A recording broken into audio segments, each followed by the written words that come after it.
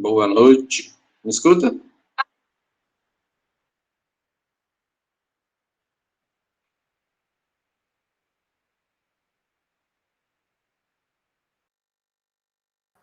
O microfone, Maria. A gente tá discutindo. Ai, Jesus! Qual é a emoção de ver Gisele aí, de Curitiba? Saudades.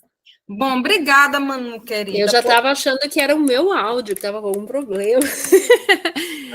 Ai, ai. Bom mesmo é presencial, né, Maria? Pois é, menina, exato. Então, gente, boa noite a todas e todos, sejam bem-vindos e bem-vindas. Vamos estar dando continuidade aqui ao nosso encontro, né, com o grupo do Saci aqui presente, sendo liderado pela professora Gisele. Tivemos a honra e a graça de estarmos juntas num evento em Curitiba, né, num pré-colóquio, e aí foi um evento de modéstia à parte, muito bonito e muito significativo para o nosso movimento aqui, né? Então, nesse momento, eu quero dar aqui as boas-vindas, certo? E eu agora passo para Manu fazer aqui a leitura da pauta do dia, certo? Inclusive, nós temos a pauta dos informes, onde quero que nós possamos fazer jus a essa pauta com menos de 10 minutinhos, ok? Pode ser?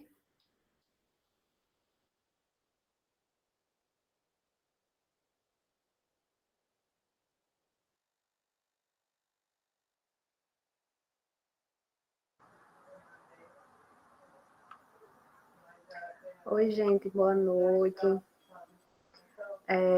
Como Maria sugeriu, né? Vou falar aqui um pouquinho sobre a nossa metodologia. E hoje a gente vai ver, né, as páginas 36 a 48 do livro. E vamos iniciar com o acolhimento, que creio que economiza mais tempo, né? A nossa ata do encontro anterior está disponível no grupo. Joseane Maria, que ela é bolsista de ensino, de Maria Aparecida, fez a escrita da ata do encontro anterior, está disponível no grupo. Quem quiser dar uma olhadinha, pode até me pedir que eu possa reenviar. Hoje, quem vai escrever a ata do encontro sou eu. E o primeiro ponto de pauta vai ser o acolhimento com Daiane. Segundamente, vamos ter os informes, né? 10 minutinhos de informes. E hoje, né, também vamos ter os relatos de experiência do professor Cauê, da professora Isabela, coadunado com a apresentação da obra, né? Eles vão fazer essa relação. Logo em seguida, a gente pode fazer um diálogo reflexivo, né? Com as nossas considerações, com as nossas contribuições, e a gente finaliza com um belo encerramento, né? Então, aí, vou passar a fala para minha colega Daiane, que vai fazer um belo acolhimento. Ela já começou com um acolhimento top hoje, com música.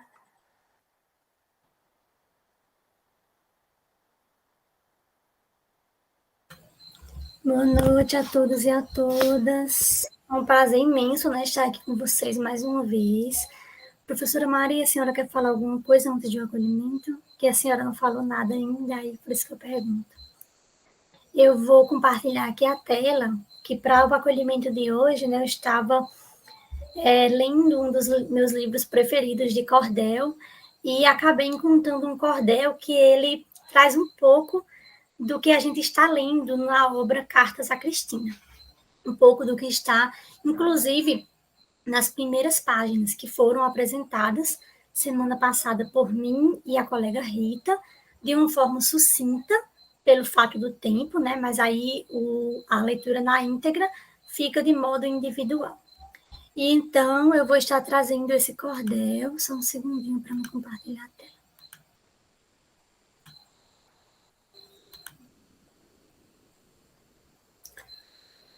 Estão conseguindo ver a tela? Sim. Sim.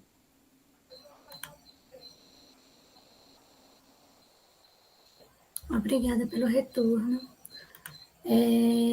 O cordel é Targélia Albuquerque, né, que é uma professora da UFPS, se não estou enganada. E foi um evento, né, que a professora Aparecida Mello organizou esse cordel durante o evento, e eu fiquei, assim, fiz uma conversa com ele, né, com a obra Cartas a Cristina, principalmente o trecho inicial, mas que tem também alguns trechos adiante. Targélia Albuquerque. Minha gente aqui presente, é grande a nossa alegria. Neste instante caloroso, a acolhida nos irradia. O diálogo amoroso que com Freire contagia. A imagem é importante, nos cativa o viver. A importância do olhar faz a gente conhecer. A câmara, então, aberta, alegra a partilha do saber. Targélia inicia assim, falando da felicidade, sobre Freire tecer a educação para a liberdade e assim promover o diálogo de verdade. Em 1921, muita coisa aconteceu. Uma delas destacamos, Paulo Freire então nasceu. De Recife, assim falamos, as condições que viveu e a família observamos. Paulo Freire, a sua classe, foi rompida em seu viver.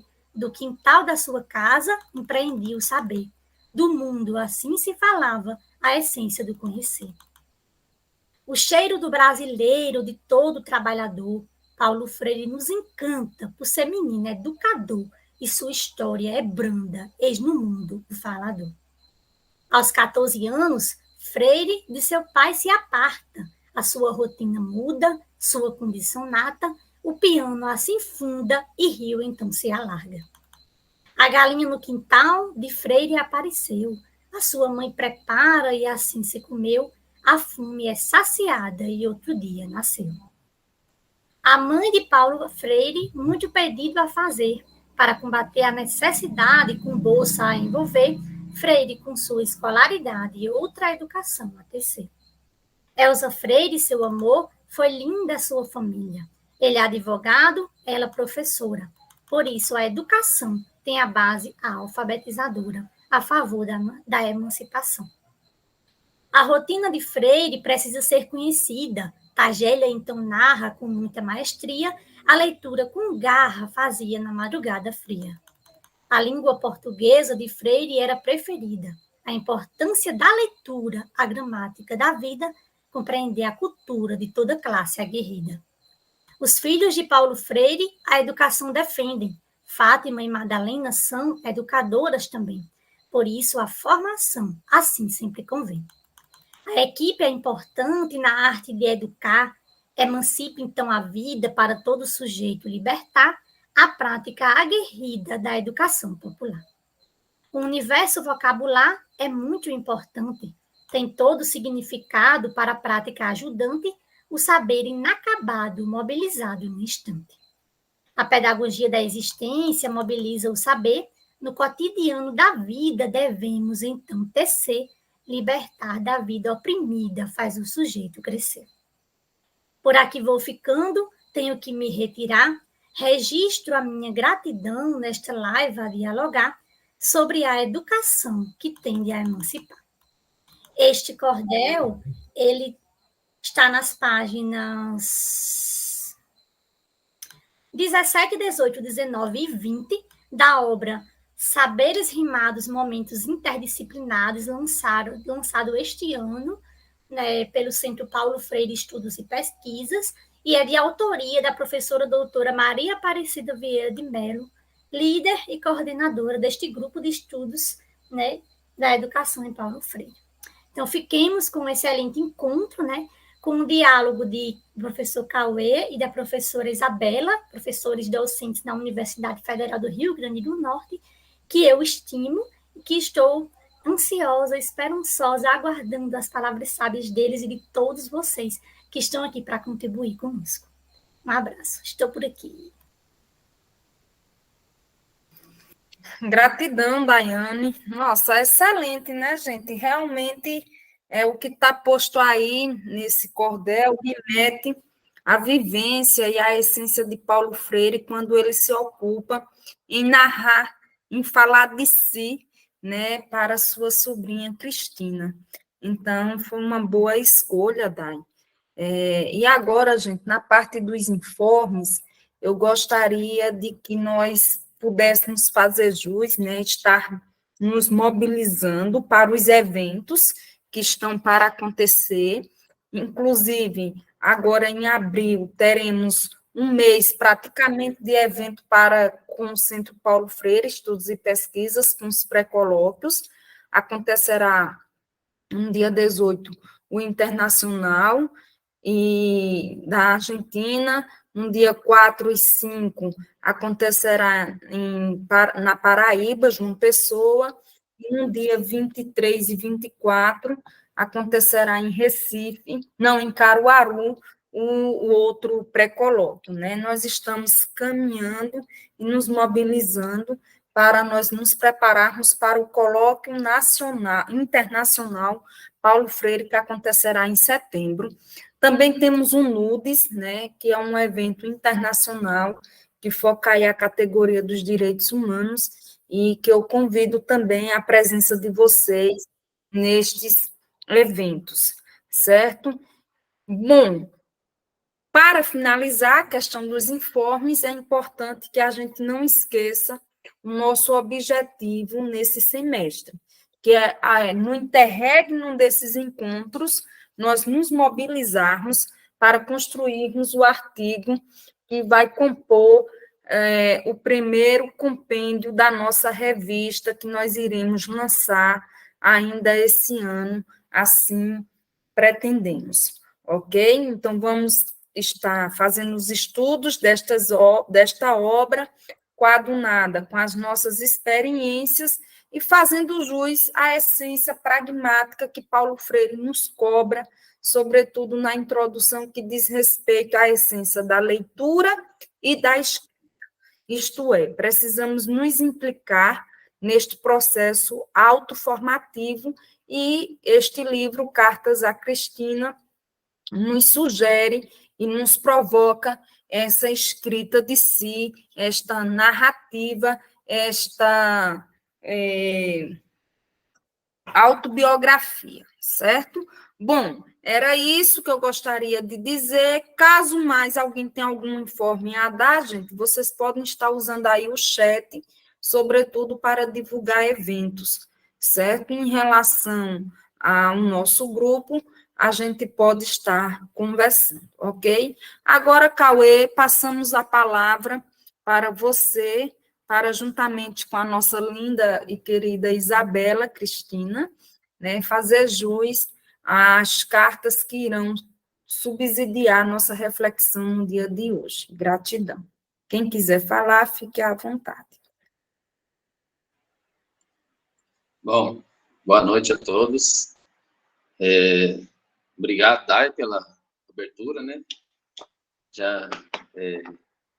Já facilitou bastante para a gente de continuar. Eu queria trazer uma música primeiro, né? Eu acho que, não sei se todo mundo na última reunião teve, né? Como eu falei na última reunião, eu sou professor, né, da universidade, como foi falado aqui, e eu sou historiador e mestre em estudos latino-americanos, né? Então, eu trabalho dentro do contexto da ideia da decolonialidade e anticolonialidade, diria mais hoje, eu acho. E acho que é bom a gente sempre começar com uma música, né? E aí depois da música, eu vou passar a um relato, já que hoje é o dia do relato também, né?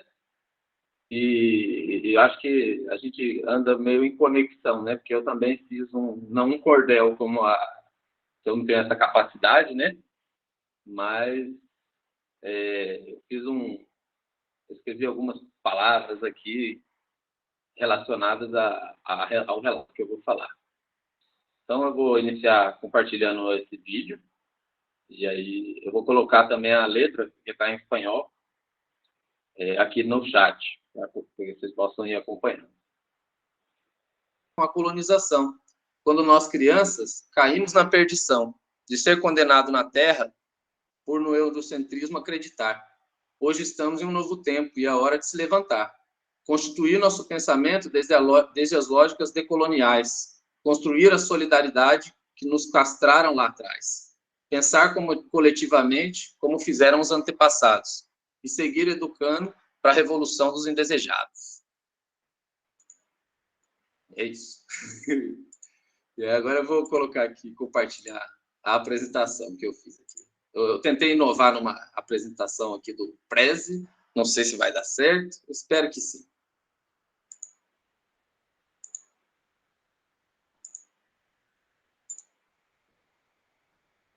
Pronto, deixa eu ver aqui agora.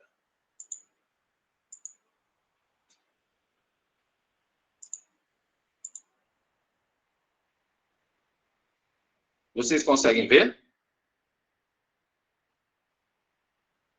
Apareceu? Sim. Sim.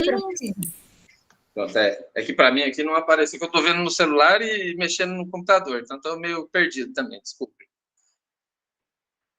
Tá. Então, ó, essa é a apresentação, né? Eu vou apresentar o 3º capítulo e a Isabela, então, vai apresentar o 4º capítulo e também a experiência dela, né? O relato de experiência dela. Eu vou apresentar, então, essa 3ª carta, que é chamada de As Almas Penadas Falando Manhosamente e o Relógio Grande na Sala que Eu Nasci, que está nesse livro, né? Que acho que a professora Gisele até mostrou para a gente essa capa do primeiro livro, né? Na última reunião, exatamente. Eu fui atrás dela, porque é a primeira, né? Tá que ser o original. Então, tá aqui. Aí eu trouxe alguns pontos da carta que eu acho que mais do que reflexão para si mesmo, eu acho que são reflexões coletivas que a gente deveria fazer juntos, né? E aqui ele traz, então, um pouco das almas. A primeira frase que ele começa dizendo, né, sobre as almas do outro mundo e de como esse relógio o protegeria, então, né? E pensando assim, todos nós acredito que também tínhamos algum tipo de coisa que nos defendiam, né? Podia ser, não ser igual agora, por exemplo, eu e a professora Isabela vamos ser mães e pais, né? A criança ficar muito com aquele paninho, ou ter um lençol só para ele, que ele se coloca embaixo.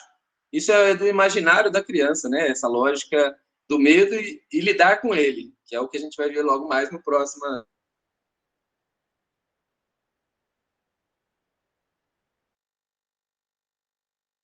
partir da meia-noite. E sempre falavam fanhosamente nas histórias que eu escutava.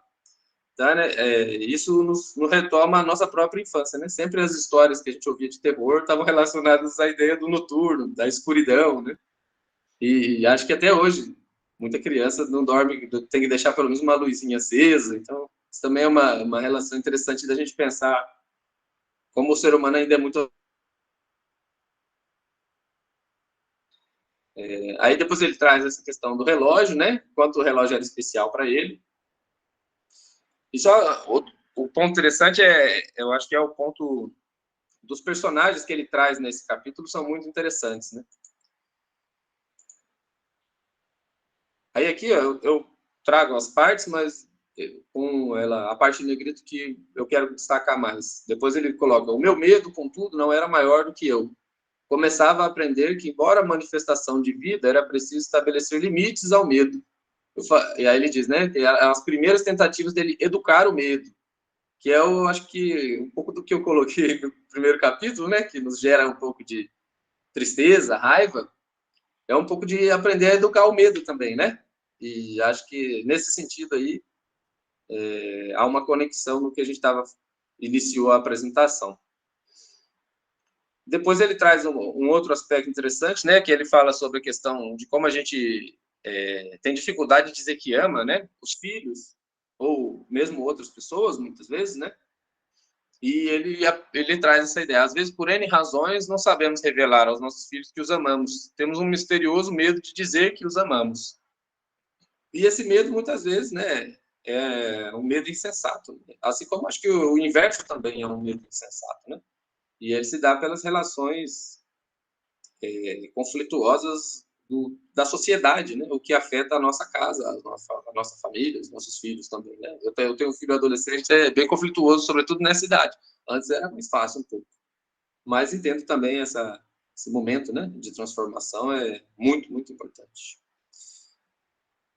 Depois ele coloca, né, que o quintal da casa dele foi a primeira escola, e aí eu acho que, como eu falei lá na minha leitura do rap, né, eu também, né, eu morei no Maranhão num lugar bastante rural chamado Alcântara, e depois morei no Rio Grande do Norte, em Parnamirim, numa época que é uma cidade, né, hoje grande, a terceira maior cidade do estado, mas na época era só um conjunto de militares que moravam lá, né? Era uma cidade ainda muito pequena. Então, esse fato de ter saído do meu lugar, que é do interior de São Paulo, e conhecer outros lugares desde criança, isso acho que me expandiu bastante a ver o mundo com olhares múltiplos, né?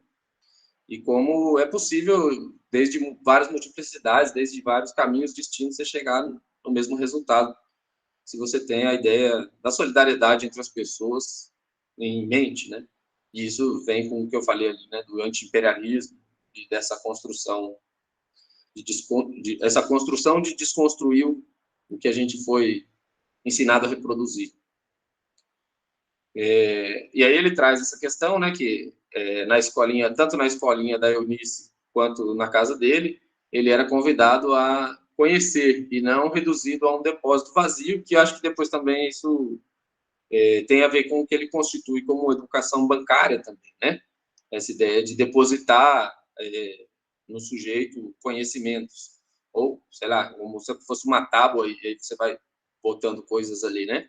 Que é algo complexo demais e bastante ultrapassado hoje em dia, apesar de, né, o ultrapassado está voltando cada vez mais à modernidade, desde alguns anos atrás, infelizmente. Um pouco mais para frente, ele traz essa outra análise, né, que a escola não punha parentes na alegria dele de viver e que essa alegria vem marcando a vida dele, né? E aí eu acho que algumas palavras que a gente acaba usando, né, do vocabulário freiriano, tem a ver um pouco com isso, né? A ideia de esperançar tem muito a ver com essa ideia da alegria, né? Por trás disso, né? Mas isso aí entra um ponto também que eu acho que é interessante, né? Não é pelo fato da gente ser alegre na vida que a gente não deva observar também essas injustiças que estão muitas vezes embaixo dos nossos olhos, né? E que, às vezes, a alegria vazia, ela está muito mais relacionada ao consumo capitalista, né? Na lógica que a gente vive, e muito menos a ideia de uma alegria coletiva, né? Eu acho que o esperançar é, sobretudo, uma alegria coletiva, uma alegria de um avanço social, sobretudo.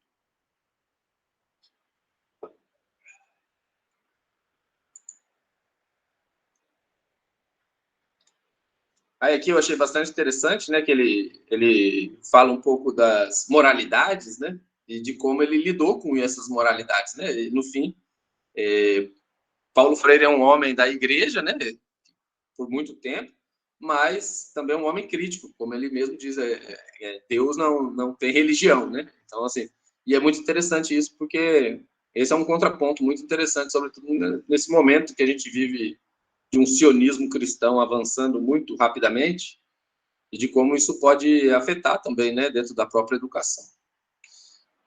E ele traz essa parte, né, que ele diz, essa terá sido uma das contradições que eu experimentei na minha formação. De um lado, estimulado a crescer, de outro, cerceando a minha criticidade pela repressão puritana que reconheço, contudo, não ter sido das maiores. Aos 7 anos, pulando cordas com meus irmãos, num cair de tarde, quebrei a perna na altura da coxa. Fui ensinado a dizer, numa linguagem bem comportada, fraturei o fêmur, coxa não suava bem. Aí ele coloca essa frase, né? Fazia parte da geografia do pecado. E eu achei muito interessante esse termo que ele queria, né? Geografia do pecado. É um termo que a gente poderia fazer um artigo sobre ele e como essa lógica tem um padrão milenar, né? Da geografia do pecado, né? É muito interessante pensar isso. E acho que é um pouco isso também, né? Mesmo a nossa educação, não necessariamente sendo religiosa, ela acaba sendo, de uma maneira ou outra, religiosa no sentido de que a construção histórica que a gente aprende desde o ambiente escolar, né? Ela carrega também esses meandros da religião, porque a ideia de que a religião se separou do Estado, ela está no papel, né? A realidade, a gente está vendo que isso aí não existe, nunca existiu. Ela sempre vai estar dentro do Estado, porque ela é como o narcotráfico, né? Ela é o Estado paralelo que só existe porque o Estado de verdade sustenta ela e mantém ela ali. porque ela é do interesse, né? Faz parte do interesse, do jogo de poder. Então, passamos então aqui para mais uma parte, onde eu trago então essa parte quando ele fala sobre as gerações, né? E aqui eu vou me permitir ler essa questão inteira para que a gente possa entender melhor esse ponto específico. Ele diz: as gerações novas dessas cidades e dessas culturas, abrindo-se, já não podem aceitar a dicotomia insustentável e enfermiça entre corpo e alma. Já não podem conviver com a compreensão de que o corpo é a fonte da imperfeição, dos desejos pecaminosos, e a alma, a pureza ameaçada, a perdendo seu endereço pela tentação do corpo maldoso extraviar-se doidivanamente, que é uma palavra que eu nunca tinha ouvido, hein? Uma palavra nova aí, entrou no vocabulário.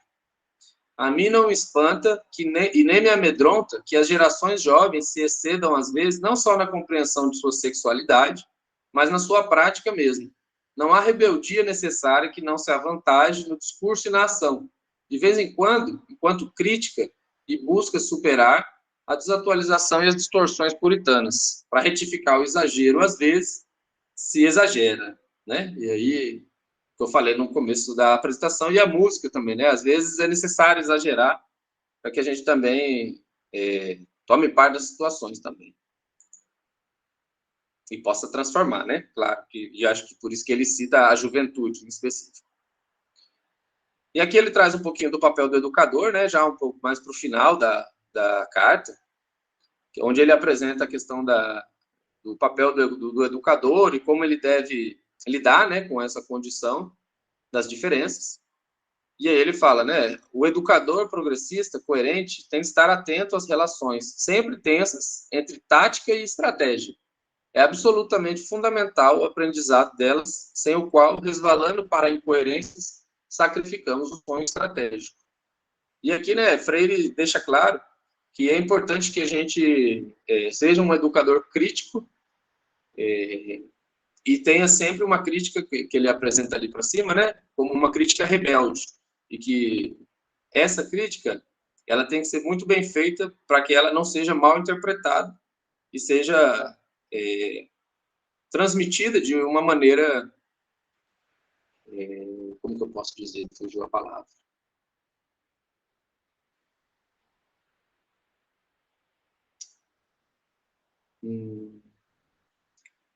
Me fugiu a palavra, mas eu acho que assim, a ideia de Freire da crítica rebelde é que ela não pode ser uma crítica vazia, né? Então eu acho que essa é a grande análise. O educador progressista, ou um educador decolonial, ou como a gente queira chamar, ele deve estar atento a essas relações complexas que envolvem não apenas a educação, mas a sociedade. Porque, como eu falei no início, né, a educação é fruto também e reprodução da própria sociedade, de como ela quer ser vista pela suposta maioria. A minha parte é isso. Eu vou fechar aqui e vou passar para a minha companheira Isabela, então, agora, e acompanharei por aqui.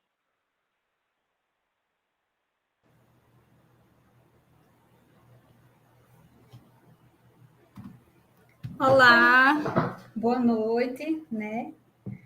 Que honra, né, compartilhar mais esse momento com vocês e com o professor Cauê, meu colega no departamento, né? E a gente já compartilhou também no ano passado, tivemos a oportunidade de colaborar juntos também, nesse sentido dos estudos do grupo do Paulo Freire. E como ele bem já anunciou, eu fiquei com a quarta carta e fazer esse paralelo com essa nossa vida itinerante, eternamente itinerante enquanto seres em formação, né?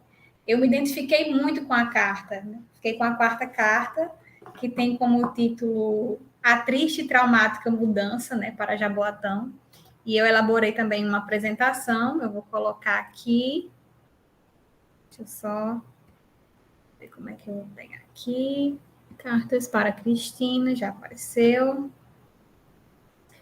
Não sei se tem como eu apresentar ela em tela cheia. Como é que vocês estão vendo aí? Vocês estão vendo bacaninha ou está pequeno? Não está em tela cheia, professora. Eu acho que é porque eu tenho... Está em PDF? Está em PDF. Eu acho que tem como eu fazer o seguinte. Eu interrompi o compartilhamento Eu vou abrir ela aqui.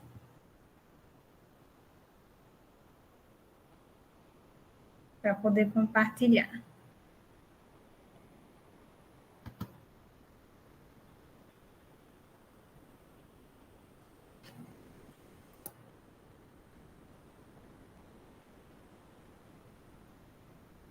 Pronto. Acredito que vai ficar um pouco melhor.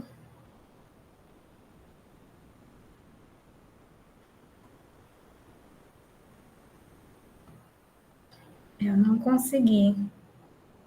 Não estou conseguindo pegar ela aqui.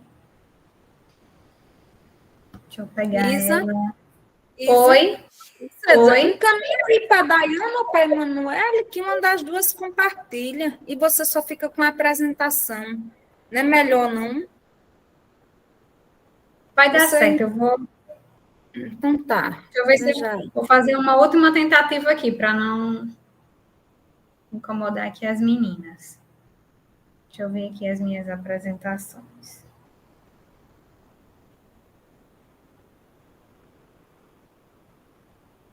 Que eu salvei em PDF para não desconfigurar, né? Mas eu tenho ela aqui ainda no Canva. Pelo Canva, professora, dá para apresentar direto? Dá para apresentar. Eu estou tentando pegar ela aqui no Canva para colocar.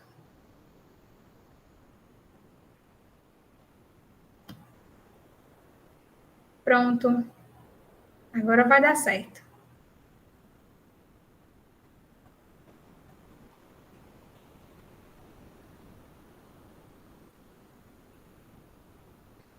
Agora eu vou colocar aqui para apresentar.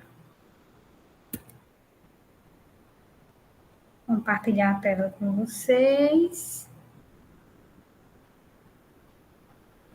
Aqui do Canva. Vou colocar aqui para apresentar.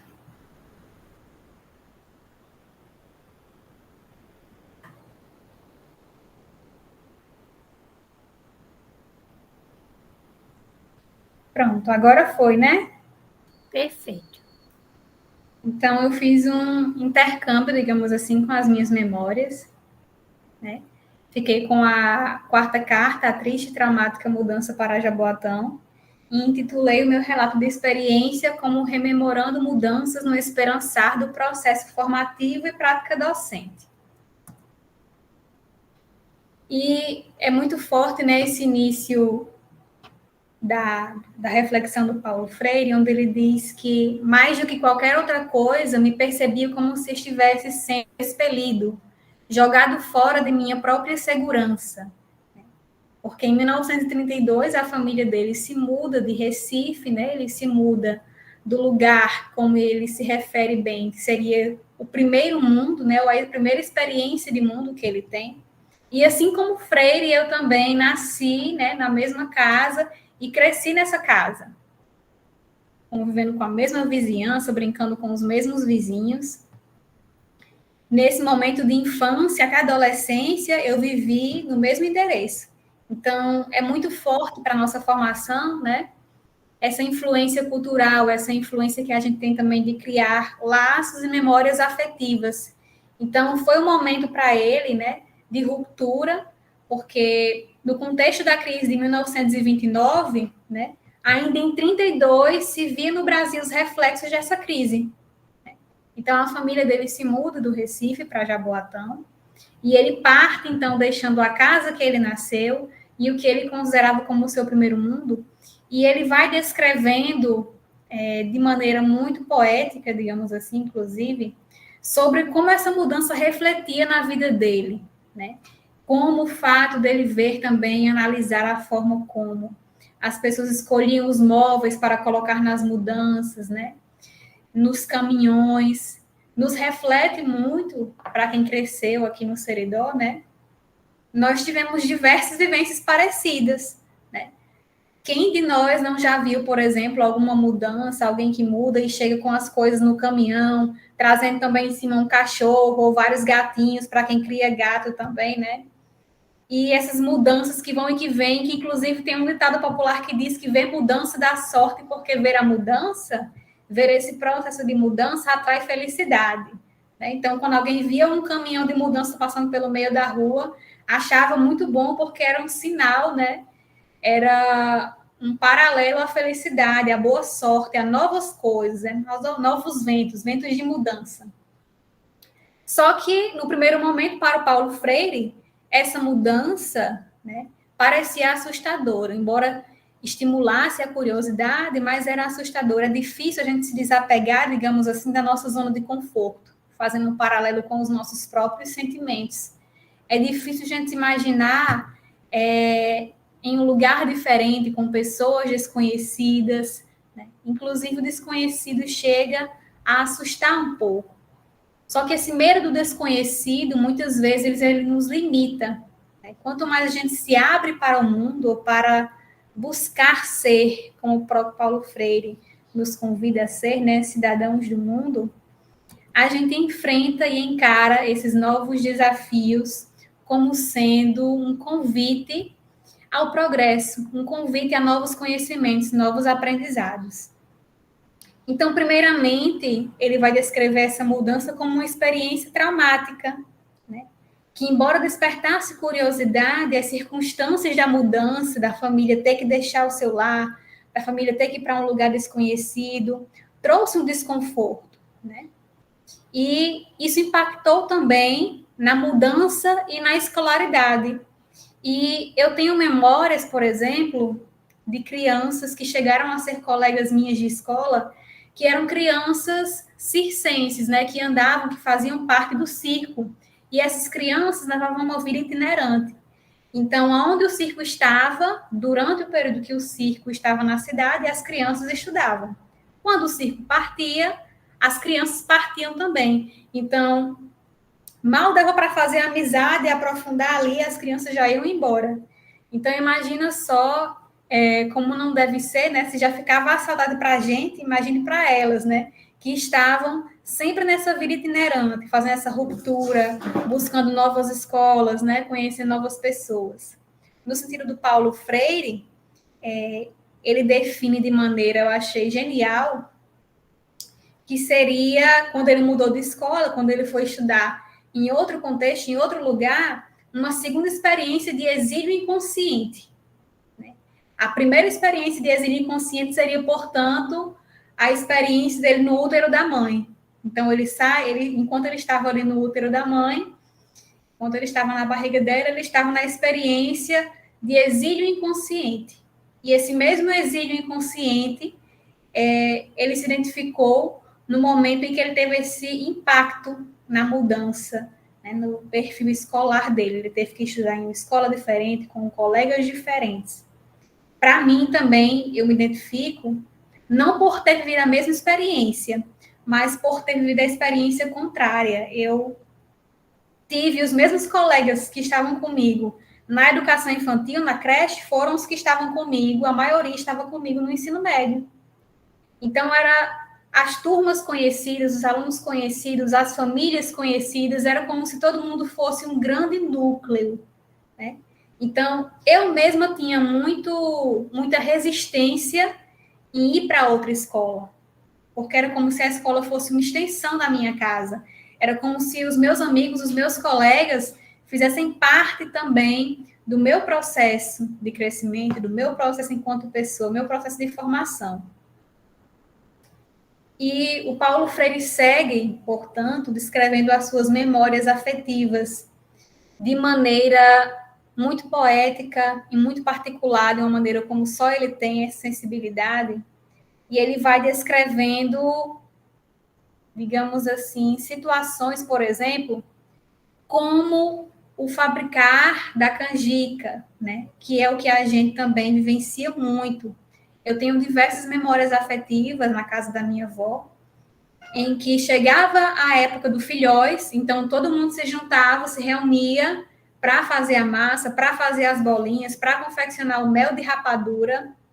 E aqueles filhóis que eram confeccionados na casa da minha avó tinham um destino certo, né?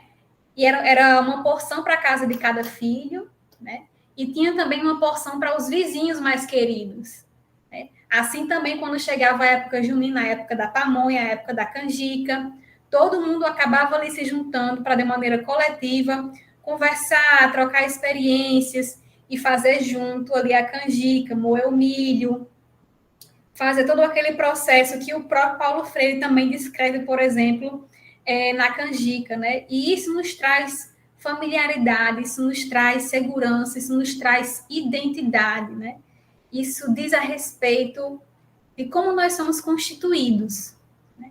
Então, nós somos constituídos de memórias, nós somos constituídos de vivências, de culturas que delineiam, portanto, a forma como nós enxergamos o mundo, né? Dão um norte sobre como nós compreendemos o mundo. Então, isso faz parte também do nosso processo formativo. E assim como o nosso processo formativo é marcado por mudanças e por rupturas, por novas experiências que nos desafiam, traz também as despedidas e os recomeços, né? No final da carta, ele vai descrever sobre a partida da irmã dele, não é? Que veio a falecer em decorrência da doença, né, da tuberculose. E ele termina a carta falando sobre esse processo de esvaziamento, né? Fazendo o paralelo da mudança, do esvaziamento da casa, né, onde os móveis são retirados para a mudança, e ali aquele espaço antes tão familiar vai sendo esvaziado.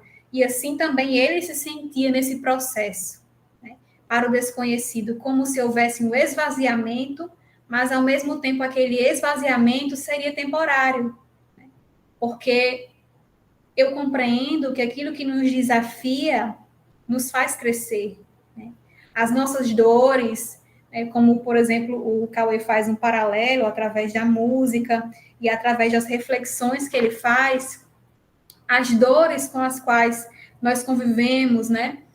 As indignações que nós sentimos diante das injustiças do mundo, também fazem com que a gente reflita e com a gente cresça, né? Quando a gente abre os olhos para ver além do que nos rodeia, além daquilo que consideramos como seguro, né?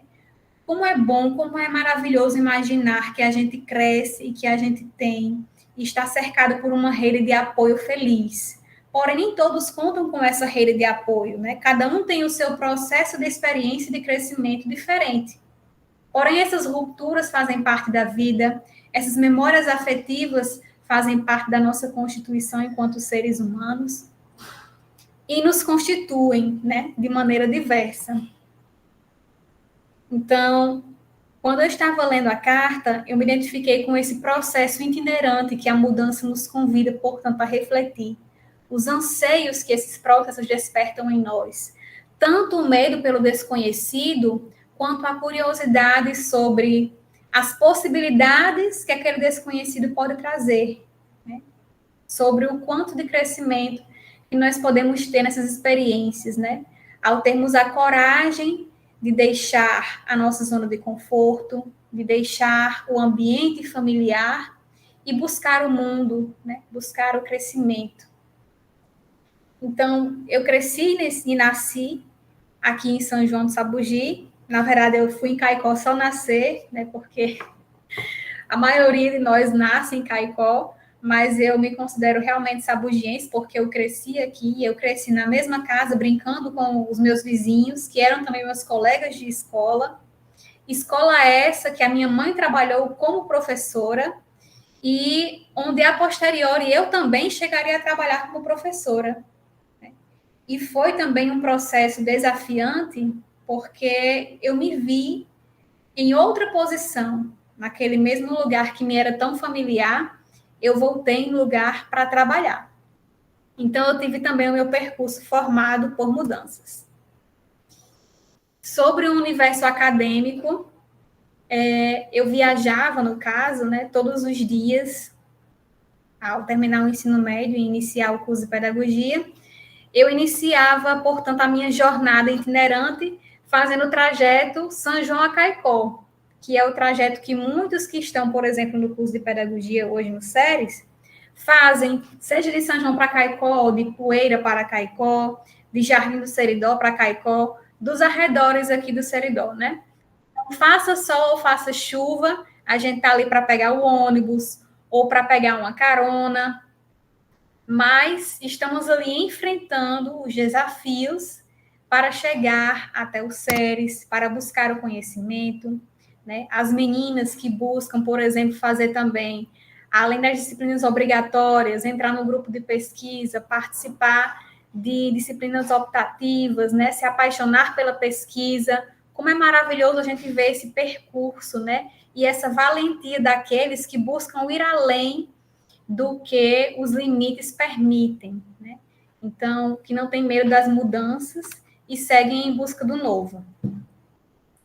Então, eu fiquei no curso de pedagogia de 2011 até 2015, né? Em 2015, eu me formei, 2015.1, e 2015.2 eu estava, portanto, iniciando outro processo itinerante, processo esse que seria ingressando como aluno especial no mestrado em Educação em Natal. Então, nascida e criada no Sertão do Seridó, eu já estava acostumada, né, a viajar, só que agora a viagem se estendia um pouco mais, né? A viagem durava mais de 4 horas, era muito mais cansativa e mais dispendiosa também.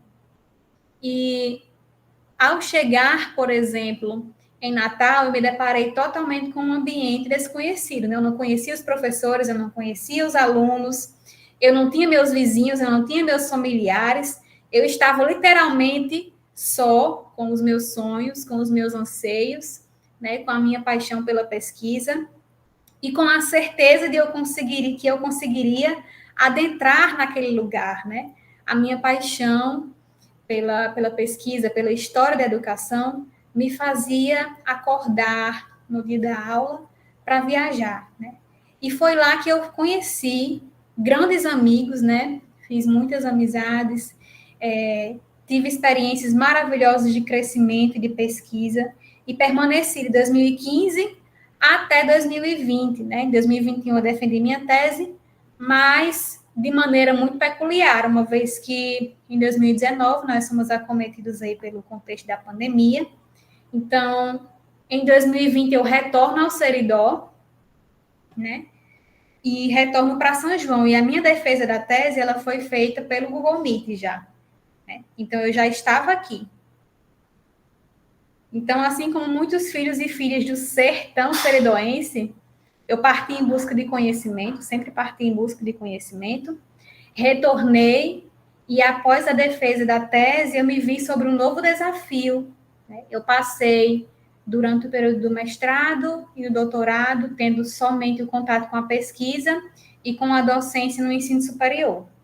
E em 2022, eu me vi, portanto, iniciando uma nova jornada, dessa vez, como 2021, na verdade, 2022, perdão, como professora da educação básica, né? Eu fui trabalhar na escola onde eu estudei, na escola onde a minha mãe trabalhou.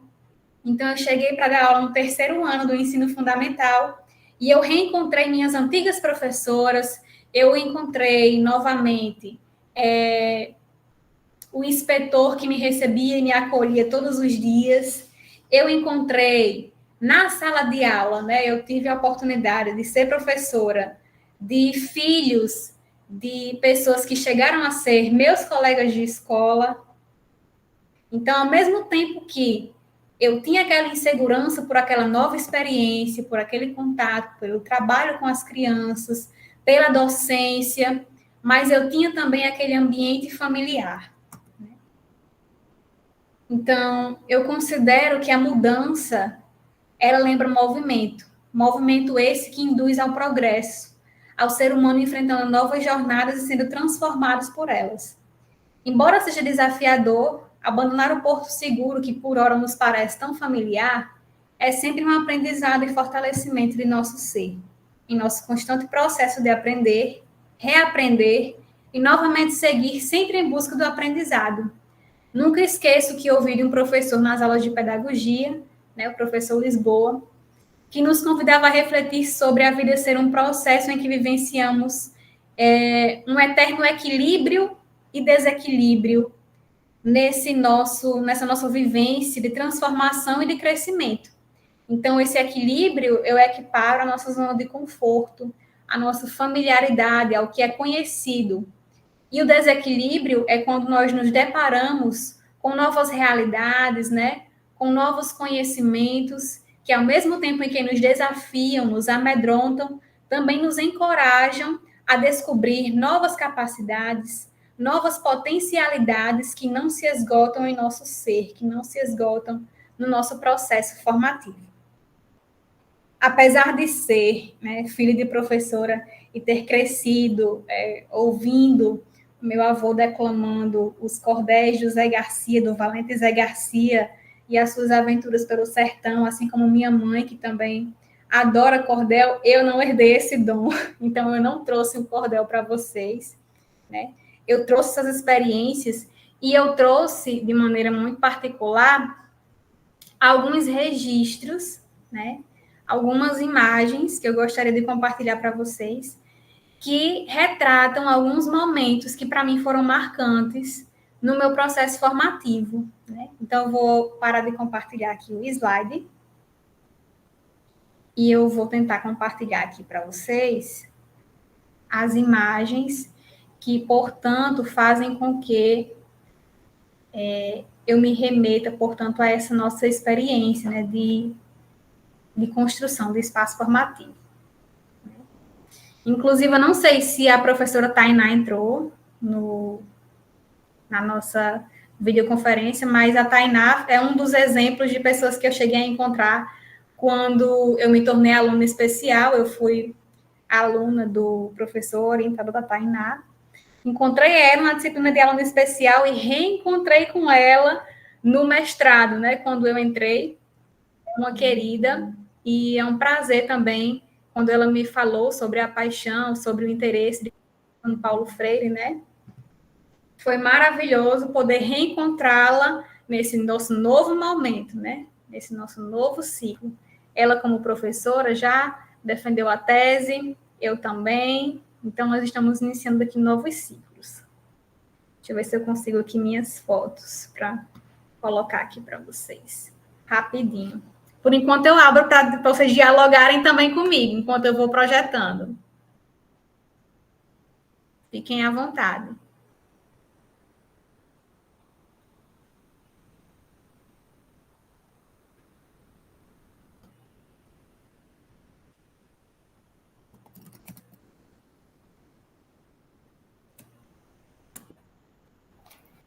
E aí, gente, que bela implicação, né? Isabela e Cauê fizeram, né, Gisele? E é isso que torna uma leitura significativa, uma leitura onde você não faz uma leitura apenas por fazer, né, mas se implicando nesse processo dessa reflexão, dessa escrita de si, né? Então, um modo poético, como o Cauê traz, em forma de rap, né?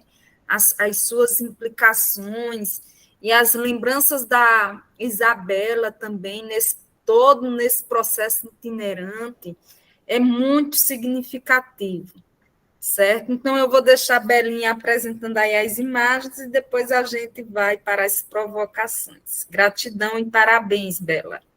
Obrigada. Então, aqui foi o meu primeiro 7 de setembro, né? Anos 90, então eu tenho muito forte aqui essa lembrança dessa farda, né? Que são os menininhos de mãos dadas indo para a escola, né? Com essa saia. E aqui, muito bacana, essa aqui é minha prima, também professora, né? Ambas viramos professoras ao crescer. Esse é um momento de festividade escolar, né?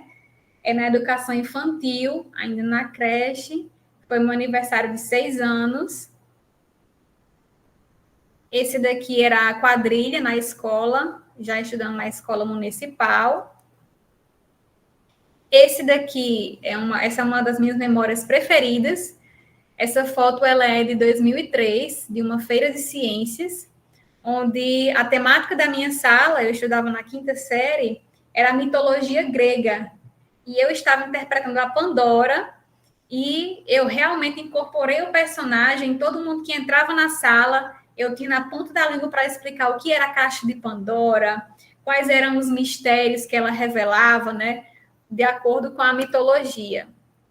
Aqui já no ensino médio, né, eu estou bem aqui no finalzinho, né, escondida, não sei se dá para ver, né, mas essa daqui é a minha turma, boa parte dela foram meus colegas durante o ensino fundamental, alguns outros foram agregando, mas a maioria eram conhecidos já, amigos meus e colegas de outrora. Não está passando, deixa eu ver, acho que tem que voltar. Aqui já sou eu como professora, né, com a minha turma de terceiro ano, e isso foi a nossa despedida, porque eu passei no processo seletivo, né, para a UFRN, então não teve como conciliar minha carreira dando aula para eles e dando aula na pedagogia. Então a gente encerrou o nosso ciclo e eu vim para a UFRN. Então essa foi a minha turminha de 2023. Aqui é na Casa de Cultura não, num espaço que tem para compartilhar momentos aí da cultura sabugiense, então eu levei eles para conhecer.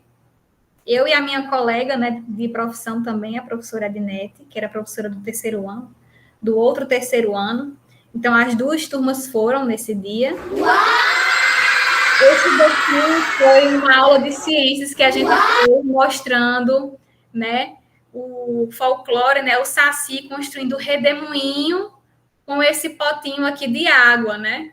Então, esse dia aqui foi maravilhoso. Sempre que a gente dava alguma coisa diferente para a sala de aula, eles adoravam, né? Ficavam muito empolgados. Aqui foi um dia que nós fizemos um piquenique na praça, aqui em São João de Sabugi, né? Esse foi o dia que eu assinei o meu diploma da minha tese de doutorado, né? Um momento muito marcante, né? Depois de passar pelo processo da defesa, você receber o seu diploma e assinar, né? É um momento de muita emoção, é um momento de onde você enxerga realmente que a sua trajetória, que aquele ciclo, né, foi cumprido. Aqui foi outra aula de ciências, onde nós estávamos estudando diferentes tipos de solo, né? E a turma estava aqui participativa nesse dia, nós estávamos estudando diferentes tipos de solo. O São João, então, há pouco eu mostrei para vocês que eu estava participando do São João da escola como aluna, né, com a roupinha de quadrilha, e agora eu estou aqui como professora junto com a minha turma que estava participando do São João, né, que estava dançando a quadrilha, só que agora eu estava acompanhando eles.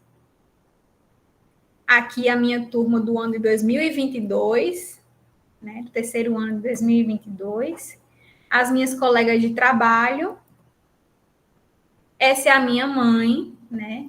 Uma grande inspiração para mim, professora, iniciou o seu processo formativo com 16 anos, ela já estava dando aula, né? E esse foi o momento que a gente compartilhou no dia da defesa da minha tese, né? Pós-defesa, a gente fez esse registro.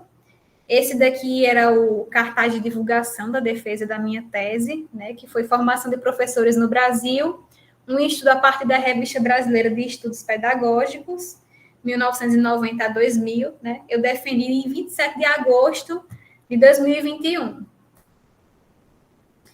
E aí são algumas memórias afetivas da pós-graduação, né? Esse, em primeiro plano, é o meu colega Rodrigo Vantuí, a Ana Gabriela Cordeiro, eu, e a nossa orientadora, que é a professora Inês Sucupira Stamato, né? Uma querida para todos nós. Aqui um grupo maior, né? Eu, Ana Gabriela, a professora Olívia, que é da Ipueira, e hoje está lá na UFRN, né? A Laís, Arthur, Amanda, Rodrigo, Yuri, Nara, e esse é o professor Arthur, né? Que é um grande amigo e que agora está aqui conosco no SERES, né? Como professor efetivo, né? Mais novo professor efetivo do nosso departamento.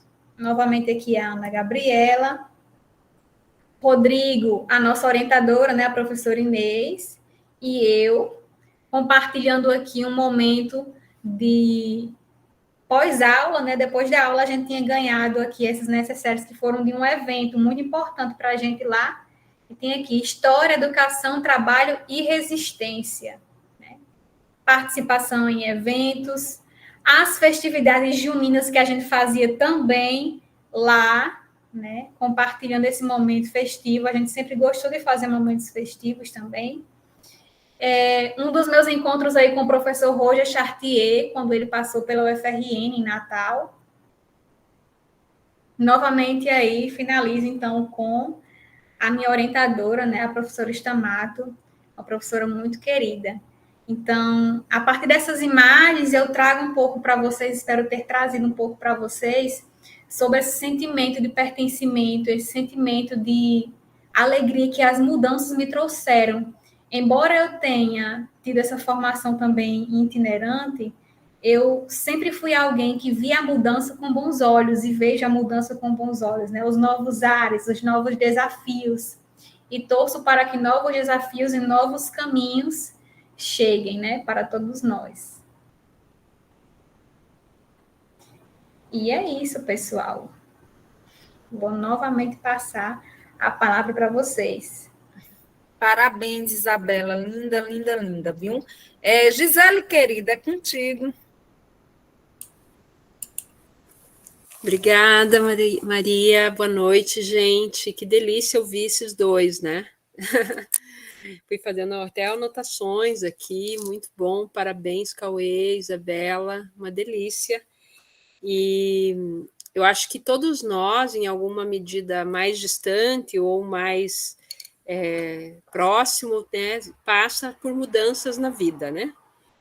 Sejam mudanças de casa, mudanças interiores, enfim, mais distintas mudanças. Eu tenho pessoas que estão aqui nesse grupo que eu convivo mais de perto, que estão passando por mudanças nesse momento, né? Então, essas duas cartas, elas trazem a gente muito essa reflexão, né, de como lidar com a vida e com as mudanças, né? E daí o tema do medo, o tema da morte, né, o tema, né, do mudar e de como as mudanças nos reteriorizam, né, vão nos constituindo, né, e acho que a Isabela e o Cauê trouxeram lindas reflexões aí, trazendo, né, sua experiência e a leitura reflexiva mesmo, como a Maria comentou, né, crítica da obra e das cartas, né? Eu queria trazer um olhar assim de uma coisa que me chama muito atenção nessas cartas, em especial na terceira. Queria trazer aqui para reflexão a questão do corpo e da sexualidade, né? De como o Freire, com uma sensibilidade, ele vai retomando a memória dele e como ele traz um aprendizado. O Cauê comentou, né, essa questão dessa formação moralista cristã que ele recebeu, mas como ele vai aprendendo e refletindo sobre isso, né? Em diferentes momentos ele vai falar de algumas experiências desde muito menino que passavam por essa questão de uma formação moral, de uma repressão sexual, né? Ele usa esse termo, inclusive, né? Da repressão da sexualidade, inclusive de quando isso aparece, às vezes, na linguagem de um adulto, né? E ele ainda menino, como ele conta a história do seu Adelino, né? Que jogando cartas, de repente, solta lá um puta que pariu e é reprimido pelos adultos ali, a ponto dele ficar todo vexado, como dizem vocês aí no Norte e Nordeste, né? E aí eu queria, ali na minha página, aqui na página 55, né, quando ele está fazendo essa reflexão sobre essa moral sexual e sobre a repressão sexual, tem um momento em que ele fala de uma conversa, de um depoimento de um teólogo alemão, amigo, né, e que revela, né, esse puritanismo e essa formação e repressão sexual castradora, né, e eles contando que eles estavam conversando no bar e que daí essa pessoa vai comentando, né, de uma conversa que ouviu durante uma noite, que o pai e a mãe no quarto, né, já para dormir, e ele escuta a mãe dizendo, não, hoje não, e que a mãe falava isso de forma suplicante, né, e que a frase do pai era, tenho um mandado de Deus a cumprir, o do prazer ou de trazer mais pastores para o mundo. E aí o Freire vai fazer toda uma reflexão sobre isso, numa perspectiva, né, de uma sexualidade vivida de forma burocrática, ele vai chamar, né, em que não se legitima o direito ao prazer. Eu queria trazer uma reflexão ali para além, né, de uma sexualidade burocratizada sem o direito ao prazer, mas que expressa, né, esse relato, uma cultura de estupro, né, que mesmo entre casais, né, o que se está vivendo neste caso é se não é não, né? Se a esposa está dizendo não, hoje não é não, né? Então, essa naturalização de que a mulher tem que estar a serviço, né, do prazer sexual do homem, ou simplesmente para a reprodução, né?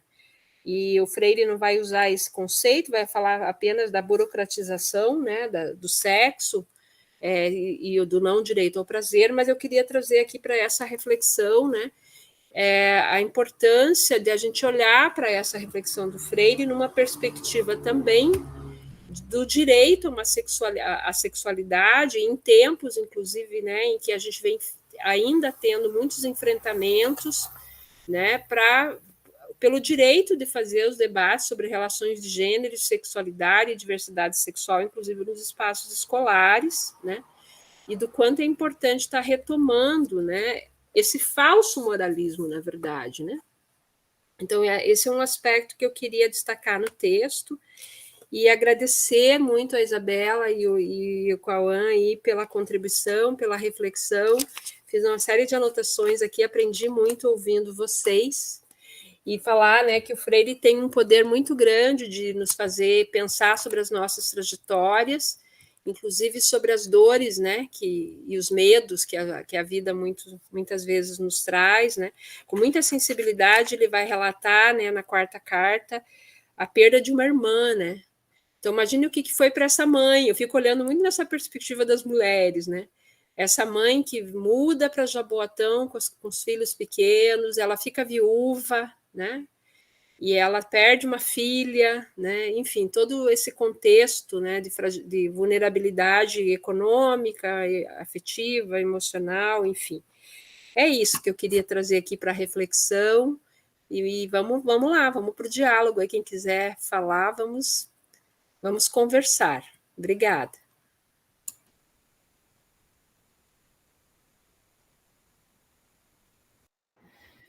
E aí, gente, quem mais gostaria de estar se pondo? Nós temos aqui alguns comentários, né? No chat. Temos aqui o do Ricardo Almeida, onde ele fala da desterritorialização, desterritorializado, o lugar como pertencimento. E aí Freire atravessou por estes processos geográficos. Então, são várias camadas de sua biografia que nos permite analisar, né?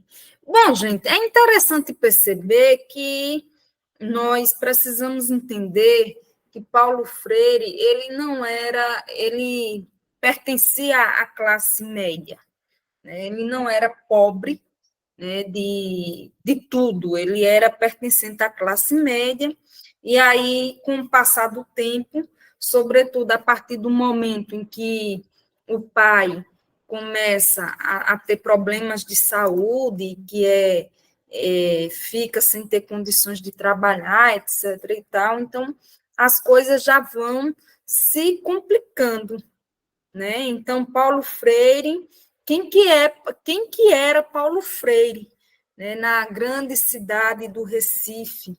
Não à toa ele ele se formou em direito, né? Mesmo que tenha sido através de bolsas, mas para ter esse capital cultural, como fala Pierre Bourdieu, é preciso que a família seja influente, para ser vista com bons olhos e assim ser atendida, né, em uma categoria social onde possa favorecer o Freire com uma bolsa, né? Então, vejamos aí que quando ele muda para Jaboatão dos Guararapes, inclusive, né, nós já estive na casa lá de Jaboatão dos Guararapes, hoje ela vive fechada, abandonada, literalmente, né? Nós temos um coletivo em Recife que pretende fazer um museu, viu, Gisele? Da Casa de Freire, mas é uma disputa política muito grande, né? E que requer bastante investimento para se fazer um museu na Casa de Jaboatão dos Guararapes, onde Freire passou bom tempo, né? Uma questão que me chama bastante atenção nessa carta, né, é justamente do pertencimento dele às coisas, aos objetos, à natureza, às árvores, né? E diante da nossa contemporaneidade, isso vem se perdendo, né? O admirar, né? O contentar-se com o processo de estar apreciando a natureza, de estar contemplando a natureza. Não à toa que a questão das condições climáticas estão tão preocupantes e alarmantes como nós temos aí sentido na pele, praticamente, né? Então, como que o ser humano pode... E aí essa pergunta é para os geógrafos de plantão, que nós temos aqui alguns geógrafos, Gisele, de formação, e aí a pergunta que eu lanço diz respeito a esse processo de construção ou de reconstrução da relação vital do homem com a natureza. Como estabelecer outra relação com a natureza que não seja a relação da violência acometida pela destruição da própria natureza? Como estabelecer outro tipo de relação?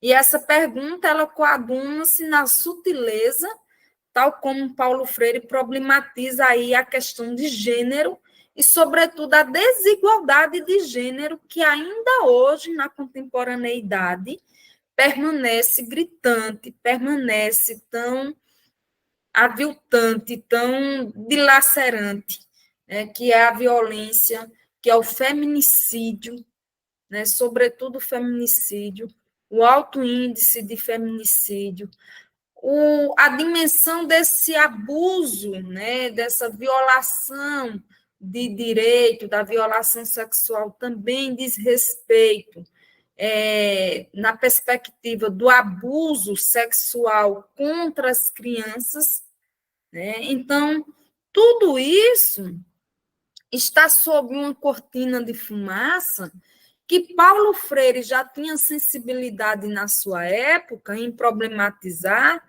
e nós precisamos, aliás, em nós, continuamos com essas temáticas em aberto, né? Ao invés de amenizá-las, de diminuí-las, não conseguimos. O que nós mais temos é o alto índice de violência contra a mulher, o alto índice da destruição ambiental, do desmatamento, das queimadas e etc. e tal. Então, todas essas questões que violam a dignidade humana e expropria o sujeito da sua natureza humana e da natureza é preocupante e alarmante, e nós precisamos nos ocupar, né, em tomar consciência do nosso papel social. O que é que nós estamos fazendo aqui? Qual é o mundo que nós queremos construir? Qual que é o projeto de sociedade que nós desejamos construir? O que é que nos falta? Certo? Agora, gente, eu gostaria de ouvir vocês. Vocês estão muito caladinhos, certo? A Daphne fala, né? Fiquei pensando sobre o contexto da escrita das cartas e dessa recapitulação de Freire na prática transformadora de si, se tornando e configurando educador. Sobre a carta que Cauê apresentou e de trazer essa figura do medo tão presente atualmente, devido ao contexto de diversos governos municipais, sobretudo em Reja, com a ameaça de fechamento constante de turmas. Como trabalhar no medo? Como não paralisar? Como fazer como Freire narra? Estabelecer limites ao medo para que ele não seja maior que nós, ainda mais maior que nós juntos, né?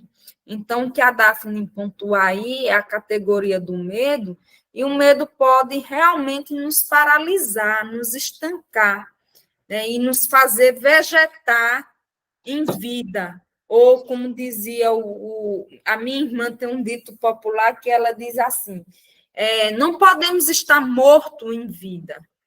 Você está morto em vida. E por que é que você está morto em vida? Porque não faz, não acontece, não se movimenta, né? Não experiencia a densidade e a plenitude da existência humana. Né? Então, estas questões, elas precisam ser refletidas. Mariana, querida, é contigo.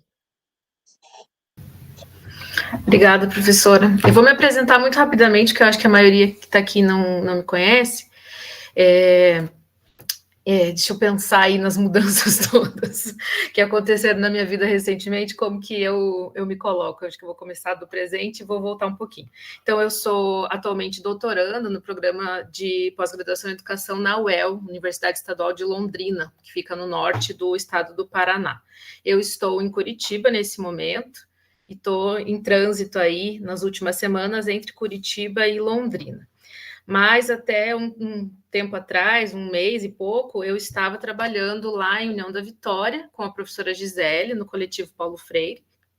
Me sinto pertencendo ao coletivo, né? Estou aqui participando também do Saci, falei que não vou abrir mão, e que bom que tem esses encontros online que, né, propiciam a gente estar junto, mesmo que virtualmente.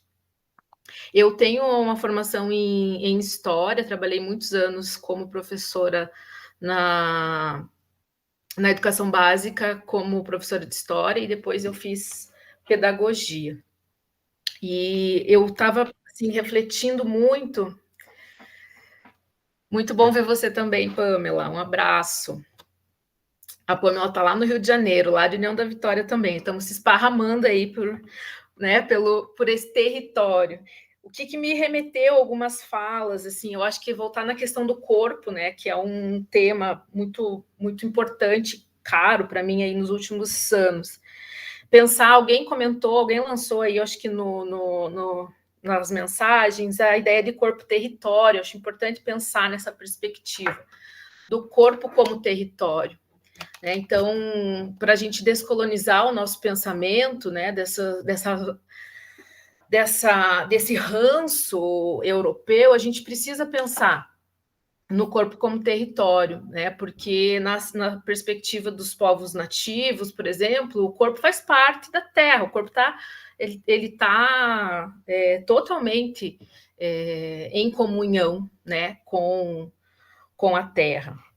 E aí a gente vai perdendo, né, essa noção.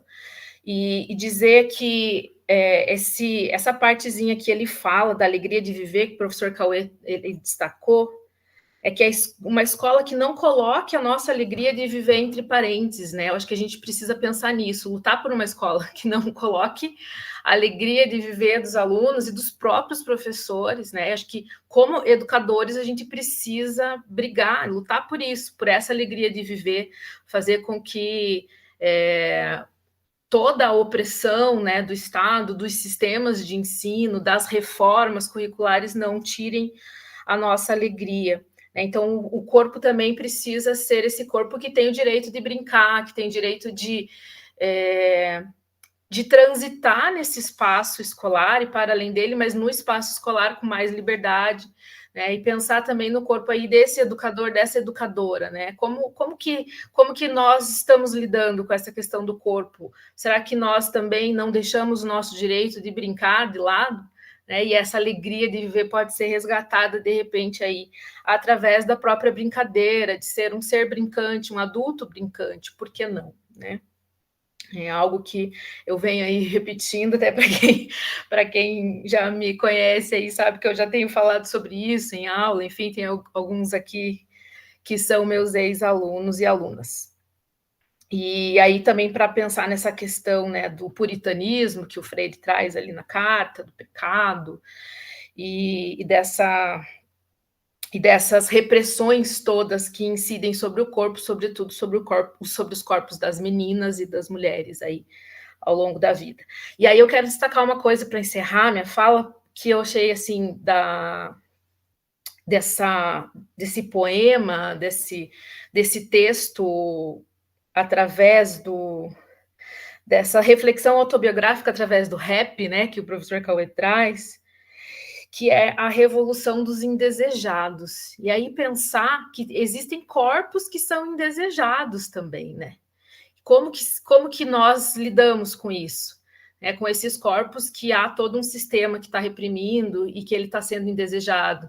Né? O corpo negro que não tem direito de ocupar determinados espaços, o corpo indígena que não tem direito de ocupar, né? O que está sendo reprimido ali na sua representatividade, na sua identidade, nas escolas cívico-militares aqui no Paraná, por exemplo, né? Que está se tentando reprimir aí cabelo, por exemplo, né, o cabelo black de um aluno, porque não cabe na boina, né, que tem que usar a boina no molde, nos moldes militares. Então, todas essas aberrações aí que acontecem e, enfim, né, dialogando com essa ideia de revolução dos indesejados que o professor Cauê traz, que eu achei fantástica, e dizer que a música da banda Cali 13, se não me engano o nome, né,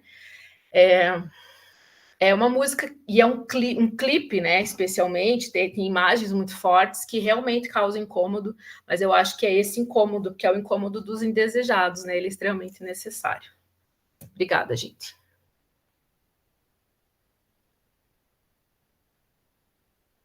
E aí, gente, que mais? Alguém gostaria de trazer algum fragmento das cartas que foram lidas, das cartas que foram apresentadas? Mediante a leitura que vocês realizaram, qual que foi o fragmento que mais impactou vocês? E aí, quem poderia estar respondendo?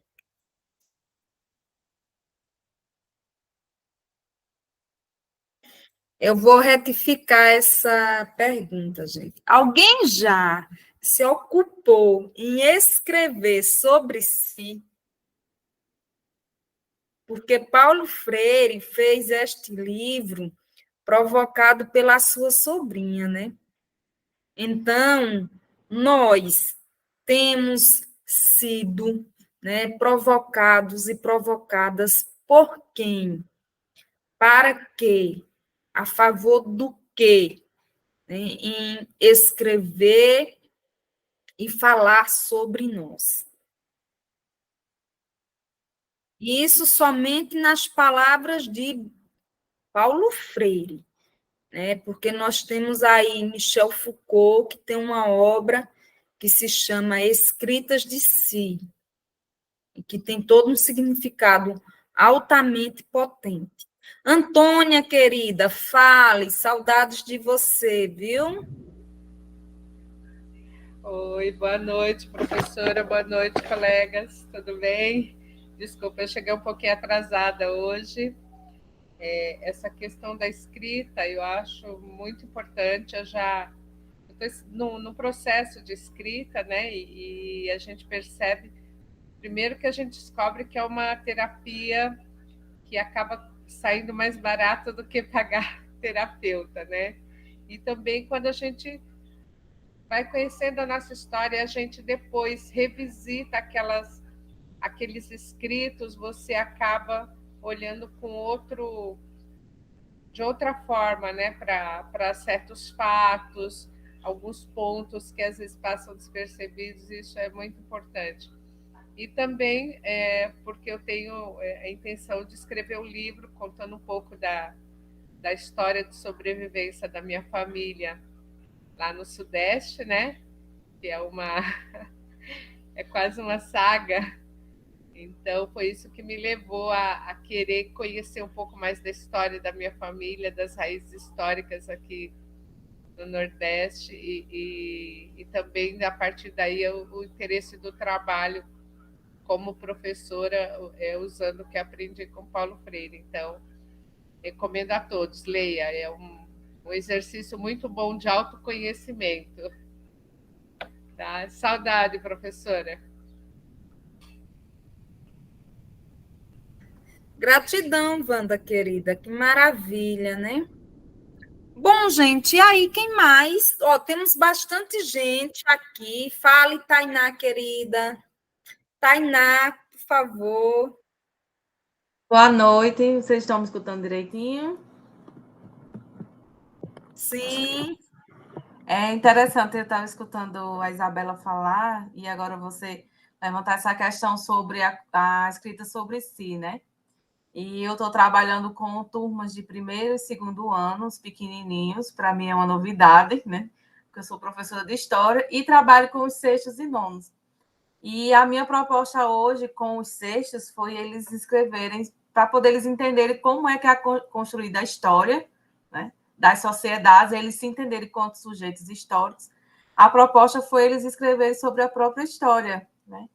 E aí eu senti que eles ficaram com grande dificuldade sobre o que falar sobre si, né? Falar sobre sua história, os objetos aqueles que são ligados quando eram pequenos e hoje, enfim, as práticas vividas na escola, fora, e eles ficaram muito apavorados, né? Eles ficavam, professor, e agora? O que é que eu vou falar? Eu não tenho nada para falar sobre mim. Né? E aí eu fiquei refletindo, meu Deus, quando foi também que eu desenvolvi essa prática de falar sobre mim, né? E aí trazer essas cartas do Paulo Freire me fizeram refletir isso, né? Sobre a escrita de si, né? O quanto é importante também quanto se perceber dentro de um coletivo, né? Como é que eu me percebo no coletivo se eu não consigo me olhar, né? E o segundo ponto que eu pensei foi quando a Isabela começou a falar sobre a sua trajetória, né? Como um exemplo, inclusive me emocionei, porque a questão dos espelhamentos, né? A gente vai relembrando da nossa própria trajetória, e eu fiquei pensando sobre a questão das mudanças, né? Que de permanente só a mudança. E hoje eu vivi uma experiência com a turma do primeiro ano, porque eles agora eles fazem parte da turma integral, então antes eles tinham apenas uma professora e agora eles têm várias professoras que vão entrando e trabalhando outras disciplinas, né? E eles estão extremamente apavorados. Cada vez que um professor sai da sala, eles têm um sentimento de luto, né? E aí eu fiquei pensando quanto aquela novidade, o quanto é que essa novidade, essa mudança na vida deles, inclusive de uma forma até um pouco drástica, né? Muito repentina, eles não foram preparados para isso. O quanto é que aquilo ali está apavorando aqueles alunos, né? E eles são muito pequenininhos, mas eu fiquei pensando o quanto é que na vida a gente só amadurece a forma de lidar com as mudanças.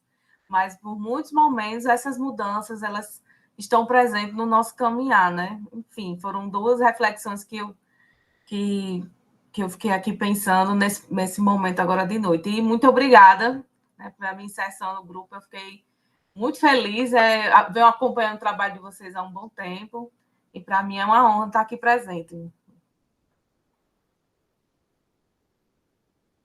Gratidão, Tainá. Pamela, por gentileza, querida.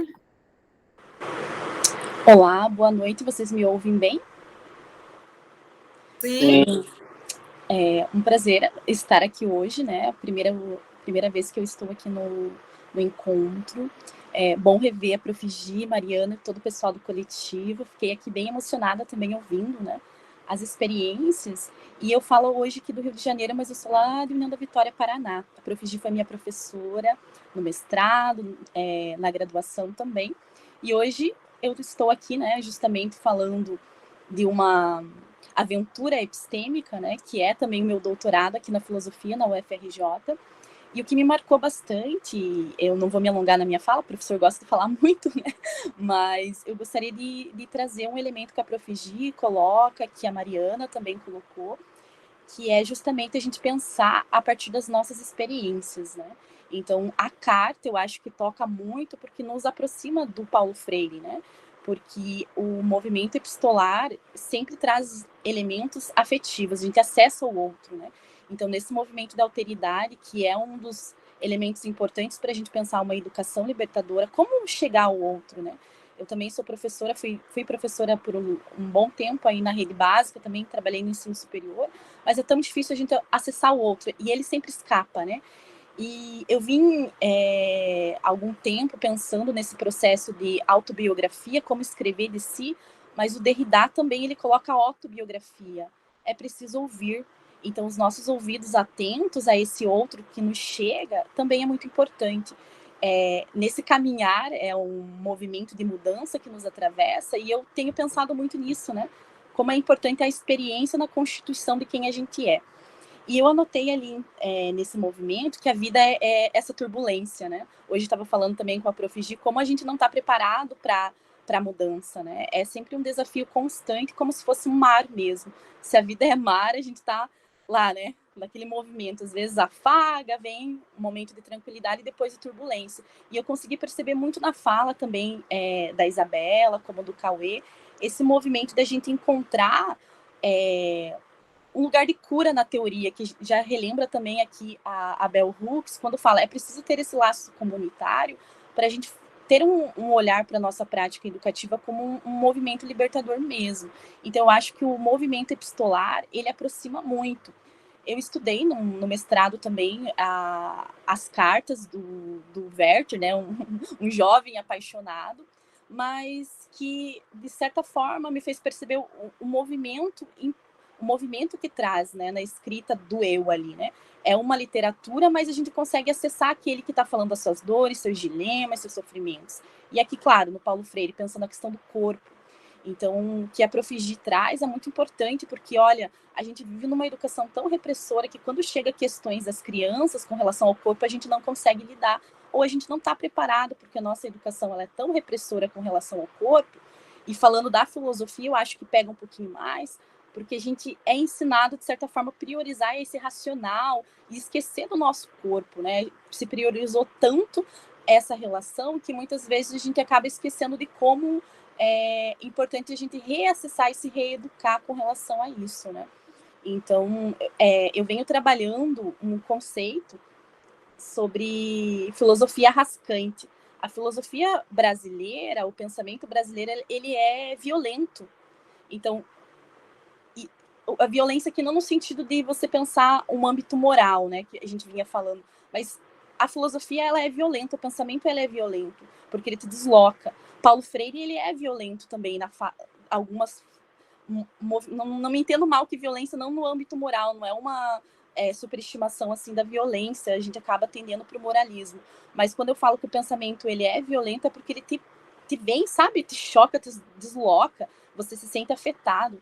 Então, ouvindo vocês também foi esse processo de você ser atravessado por muitas lembranças que às vezes não são tão agradáveis. A escola traz esse movimento também, né, de tantas violências dentro do espaço, porque se a gente está pensando numa educação libertadora ou uma educação popular, é ser atravessado por inúmeras violências, né? Então, eu trago também para o jogo, para a gente pensar aqui também, a partir, como o Cauê falou, um rapaz latino-americano, Belchior, porque ele fala, ó, palavras são navalhas, e eu quero que esse canto torto feito faca corte a carne de vocês. Eu acho que o Paulo Freire, ele se aproxima disso. Não sei se vocês concordam, queria ouvir de vocês também, que o pensamento dele é violento, porque ele vem, ele te joga, né? E aí me faz pensar muito nisso. Paulo Freire, ele é um filósofo popular rascante, porque ele nos faz pensar numa escola, ou em escolas possíveis, né? Dentro dessa impossibilidade da gente ensinar. Porque há uma impossibilidade da gente educar, né? Freud trouxe vários elementos para a gente pensar quais são as 3 grandes impossibilidades, né? E a educação é uma delas. Então, eu queria ouvir um pouco de vocês, né? Do conhecimento que vocês têm sobre Paulo Freire, que também me agrega muito, e eu agradeço a oportunidade de estar aqui hoje também. Não vou falar mais, senão eu acabo me alongando. Beijos. Muito obrigado, Pamela, pela sua preciosa contribuição. Eu considero que Freire, em seus escritos, sobretudo, né, o modo como ele expõe a realidade social, ele denuncia, ele faz uma grande denúncia, mas não compactuando com a violência e com a brutalidade. É tanto que na obra Pedagogia da Autonomia, Pamela, tem lá o fragmento onde ele fala das pessoas que tocaram fogo no indígena que dormia na rua, né? Pessoas brancas, ricas, desumanas, evidentemente, que tocaram fogo no indígena só porque ele estava dormindo na rua, né? Então, o modo como Paulo Freire se ocupava e enxergava a realidade fazia com que ele denunciasse as barbáries, as brutalidades, e que ainda hoje elas imperam, né? Elas imperam. Então, o discurso de Paulo Freire era contra todas as formas de violação dos direitos humanos, contra toda a negação de existência das pessoas e contra ao processo mais ríspido da sociabilidade humana, que é a desumanização do ser. Né? Então, assim, quando nós pegamos a faca que corta, né, é algo realmente brutal, como o áudio que Cauê trouxe aí, o audiovisual que Cauê trouxe, de morte, de sangue, de tiro, de destruição da vida, né? E não é a favor desse discurso que Paulo Freire se ocupara em sua existência. Ao contrário, ele faz as grandes denúncias em todas as suas obras dessa aviltante desigualdade social que separa, que segrega, que elide com a condição humana do sujeito, né? Que elide, sobretudo, com as práticas de respeito às diferenças. Né? Diante de sua fala, Pamela, me lembrou do livro que foi censurado. Né? Nós tivemos aí o Avesso da Pele, que foi o prêmio vencedor do Jabuti 2021, mas que foi censurado. E a desculpa da censura foi tão insignificante ao meu modo de compreensão, Gisele, que o principal argumento era que o autor usava palavras torpes, palavrões, né? Só que quem não usa palavrões no seu dia a dia, quem não é humano, né? Quem não tem os sentimentos, como o próprio Paulo Freire anuncia na quarta carta, quando ele, aliás, na terceira carta, quando ele se ocupa de falar do medo. Né? Esse medo é só da morte, e como aí veja, Freire fala do medo da morte, e ele ao mesmo tempo fala, né, dessa morte no próprio berço, na própria cama, onde a Dadá não passou por perigo, por desalento, por abandono. E um indígena que foi morto só por estar dormindo na rua, né?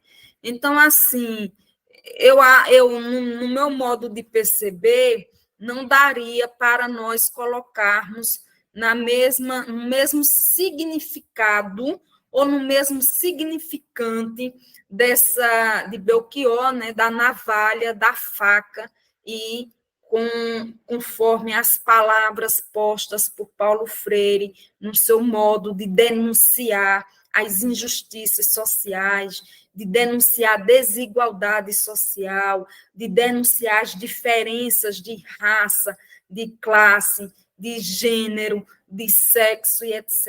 e tal, né? Ele faz uma grande denúncia dentro da sua condição humana e dentro do seu limite, porque aí nós não podemos endeusar Paulo Freire e nem tampouco pô-lo no campo da perfeição, porque antes de tudo ele era um ser humano, né? Gisele, querida.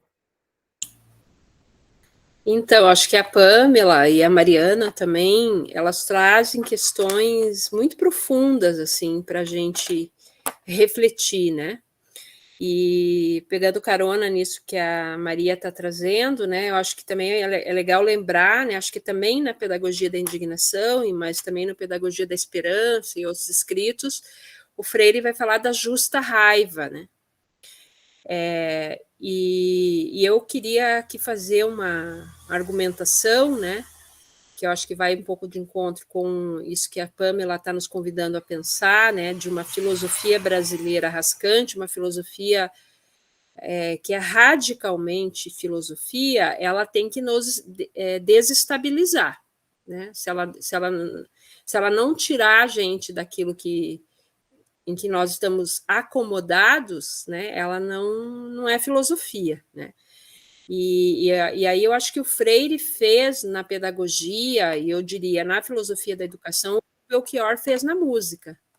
Ele fez uso da palavra como algo violento nesse sentido, né, Pamela? No sentido da radicalidade, que é nos convidar a transformar o mundo. Então, é uma filosofia nesse sentido, né? E ele vai também dizer, né, que a saída da situação, desse mundo desumanizante, desse mundo que oprime, que nega direitos, né, que aniquila a nossa humanidade, ela não é uma saída que será gestada pelos opressores. Ela tem que ser gestada pelos oprimidos. E nesse movimento de reflexão, ele vai nos dizer, né, que muitas vezes aquilo que a gente chama de violência, né, por parte dos oprimidos, é uma resposta a uma lógica de opressão. E então o tema da violência é um tema bastante delicado e complexo, porque nós associamos violência sempre a aquilo que atinge corpos, né? A violência quase sempre é a violência do Estado, a negação, né, de um direito de ser, né? O Freire, eu não consegui desenvolver, Maria, a minha argumentação lá na mesa do colóquio, né, quando eu trazia a questão do Fanon, por falta da questão do tempo, mas o Fanon, ao fazer o debate nos Condenados da Terra sobre o problema, né, do desafio da descolonização, ele não encontra saída fora da violência. E ele vai fazer essa reflexão a partir de como um sujeito que viveu um processo de guerra, de conflito, como foi a questão da Argélia, da invasão, né, da Argélia. Mas é importante lembrar, né, que o Fanon escreve Condenados da Terra, que é uma obra que tem que ser bastante situada, né, e logo em seguida ele veio a falecer. Eu acho que o Freire entendeu profundamente o Fanon. E mais, eu acho que ele dá continuidade ao legado do Fanon. Ao compreender essa dialética entre opressores e oprimidos e a força da violência colonial, o Freire vai propor uma pedagogia como um caminho daquilo que o Fanon diz que é a necessidade de um novo humanismo, um humanismo de outra natureza, que, portanto, precisa ser um humanismo que vai nos descolonizar. Então, no meu ponto de vista, onde que o Freire dá um passo para além do Fanon? Quando ele constrói uma argumentação de uma pedagogia libertadora. Então, ele vai dizer, o caminho para a gente superar essa violência colonial é construir uma educação libertadora. Ele vai apostar nesse caminho, que é isso que a Maria está situando aqui para a gente.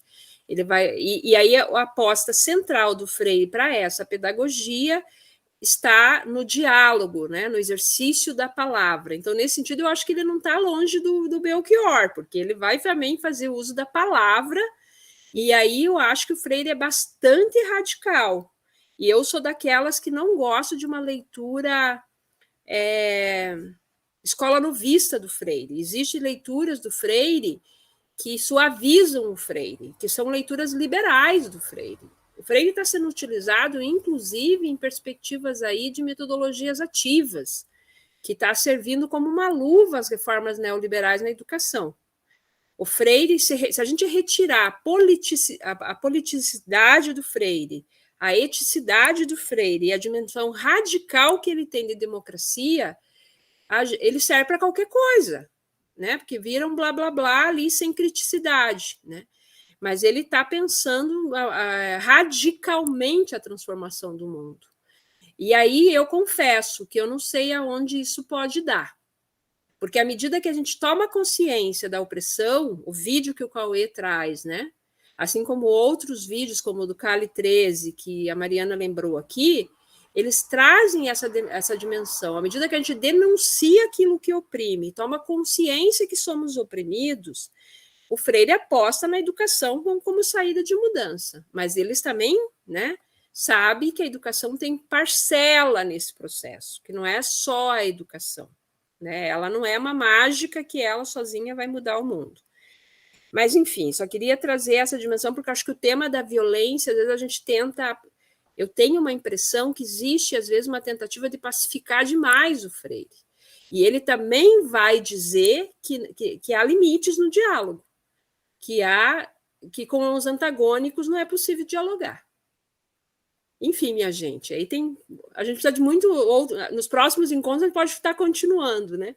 Mas eu acho que é um baita de um debate importante e a Pamela vai fazer uma tese bem para nos ajudar nessa construção.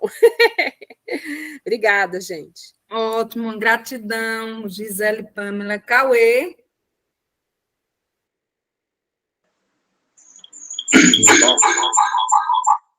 Pronto. Eu acho que a questão que a professora Gisele coloca é fundamental, né? Acho que a questão da violência também, eu falo isso também porque eu estudo, né, a questão da violência, que eu estudo a política de guerra às drogas. Ou seja, aí daí vem o sujeito indesejável, Maria, a ideia de que o sujeito indesejável ele foi projetado, né, no tempo. Como historiadores, a gente sabe muito bem disso. E aí eu retomo um latino-americano, né, chamado Mariátegui, Carlos Mariátegui. Ele diz isso, né, que o que consolida o colonialismo é a terra, em primeiro lugar, e depois a junção da religião, que chega primeiro, com a apropriação das terras e, consequentemente, da natureza. Né? E é essa junção que forma essa elite, que ele chama de gamonal, mas a gente pode chamar de latifundiária também, que ela produz esse discurso do não branco, né? Do não homem, todo esse discurso, que eu acho que aí entra o que o Freire traz, a ideia da repressão da sexualidade, que a professora Gisele aí trouxe o ponto da questão do estupro, que aí eu não posso falar nada, é só concordar. Mas a questão da repressão da sexualidade no tempo histórico, ela se dá de diversas formas, né? E não só da sexualidade homo, hétero, afetiva ou de mulheres, mas também de outros tipos de humanos, né? Pensando dessa forma como o europeu pensava, né? Então, esse pressuposto da repressão é a repressão a qualquer não branco, né? Então, a gente viu aí o Daniel Alves sendo solto porque pagou uma multa, né? Então, o crime é ser pobre, o crime não é cometer algo que seja considerado criminoso, né? E o pior de tudo, né? A gente olhou para aquilo naquele momento, se baseou, inclusive, para constituir uma lei parecida com aquela, né, da denúncia, mas, em contrapartida, agora a gente está vendo que essa lei também tem um problema grave, né? Que é essa questão de você poder pagar para sair do mal. Então, esse é um elemento muito interessante da gente analisar como que o colonialismo está em todos os lados, percebe? Então, a gente olha para o europeu com esse complexo vira-latas, mas o que vem depois é uma bomba, né? O neopentecostalismo é o exemplo claro disso, né? Então, eu não vou nem entrar nesse mérito, mas assim, é um ponto que cabe ressaltar também. E acho que a questão da violência, ela, quando a gente fala de povos historicamente colonizados, aí pega o Fanon, posso pegar o Amílcar Cabral, podemos pegar, sei lá, o Aimé Césaire. A violência é o pressuposto do europeu para consolidar esse pensamento eurocêntrico. E ela vai continuar, né? O que a gente chama de colonialidade dentro do pensamento decolonial é exatamente essas manutenções, né? Esses pressupostos que se mantêm e que estão aí, dentro do nosso reprodutivismo educativo, no nosso campo de trabalho, nas relações de gênero, nas relações maritais, ou onde você quiser vai estar aí esse pressuposto. Então, eu acho que a educação nesse aspecto ela tem que ser radical no sentido de reconhecer a si mesmo como um sujeito historicamente colonizado. E assim eu tenho chamado, porque aí, com colegas daqui na Edissal, e a gente, apesar de ter uma relação bastante distinta dos países, né, de tamanho, de número, de etnicidade cultural e tudo, mas o pressuposto histórico que foi sendo colocado e que é ensinado dentro do contexto escolar é o mesmo, né? A gente aprende por quadrantes. Então, e é sempre essa aprendizagem está relacionada a essa inferiorização por meio da violência simbólica. Hoje você ensina a criança através dessa violência simbólica como se ela fosse natural. E aí eu acho que assim, quando a gente escolhe as palavras, a gente também escolhe a forma da violência que a gente vai usar. Então, a gente chama de civilizado, parece que não é violento. Mas quando você olha para trás, você vai ver o que significa ser civilizado. Nesse sentido, eu prefiro ser descivilizado. Né? Então, assim, eu acho que a violência está nos sentidos também, né? E nas suas significações, como a professora Maria colocou. E acho que a ideia do Belchior é muito interessante. É um pouco isso. Mas também, o que eu trago no clipe, que é violência, também é uma referência histórica. Né? Por exemplo, o clipe acaba com uma pessoa levando um tiro na testa dentro de um estádio. E ele está se referindo a uma pessoa, que é o Vitor Hara, que ele foi assassinado logo depois que o Salvador Allende foi assassinado em 1973, o que eu considero como o verdadeiro 11 de setembro. Né? Então, assim, há que se pensar também como a gente interpreta as nossas histórias. Né? E a gente... isso está dentro do contexto escolar, mas também está no nosso contexto social. Como eu falei na minha apresentação, a escola é a reprodução do espaço lá fora. E muitas vezes ele só traz aquilo de pior que a sociedade. Assim como a gente também geralmente copia o que de pior o europeu e o estadunidense tem. É nesse sentido que eu acho que a violência aí, ela não é só justa, mas ela é necessária. E seja de todas as formas. Né? Ou seja, quando você vê a gente falar, por exemplo, alguma crítica a um europeu, a um português, eles saem com 35 pedras lá para atacar na gente. Mas vai lá ver o que acontece todos os dias com os brasileiros que vivem lá. É a realidade. A realidade é violenta. Né? E ela é a realidade violenta e a realidade baseada na negação. E aí a gente chegou onde a gente chegou hoje, baseado nessa realidade da negação e do falso moralismo, puritanismo, né? Que a gente sabe o que acontece no final das contas, né? Quem fala muito da família, dos bons costumes, amanhece sempre num motel com uma amante cheirando cocaína, né? A gente sabe como que termina essa história. Então, assim, eu acho que é um pouco disso. Acho que, se não me engano, a Mariana trouxe uma questão das aberrações, né? E eu te trago um exemplo que está aqui na minha cidade, mas está em qualquer outra onde tem um atacadão, que é uma loja, né, de atacado e varejo junto, em que as mulheres, independente se ela é negra ou branca, elas têm que andar com um coque. Né? Então, as mulheres negras geralmente têm o cabelo alisado. Porque como é que ela vai botar um coque daquele jeito que eles querem, no modelo do uniforme? Então, isso também não é uma violência? Né? E quem são as pessoas que trabalham nesse cargo, que são os cargos mais baixos desse supermercado? Esses são os pressupostos indesejáveis. É essa revolução que eu acho que a gente tem que estar sempre instigando que as pessoas reflitam sobre si mesmas e sobre quem são elas no mundo. Né? Acho que é esse que o Freire traz para nós, e essa é a nossa função também. É isso, desculpa, me alonguei demais.